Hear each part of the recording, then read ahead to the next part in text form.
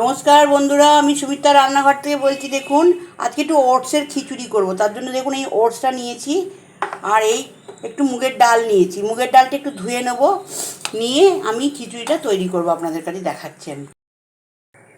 দেখুন বন্ধুরা, ডালটা ধোয়া হয়ে গেছে, আর দেখুন সামান্য সামান্য এক ফোঁটা তেল দিয়েছি, দিয়ে আমি ডালটা এতে ঢেলে দিলাম।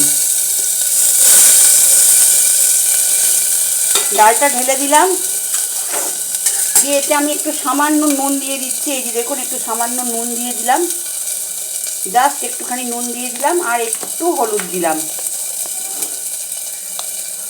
একটু হলুদ দিয়ে দিলাম। দিয়ে এটাকে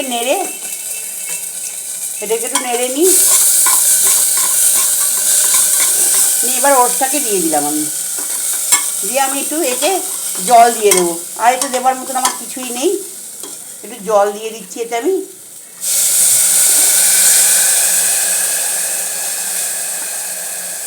একটা কাঁচা লঙ্কা আমি এতে দিয়ে দেব, একটা কাঁচা লঙ্কা এতে আমি দিয়ে দিলাম।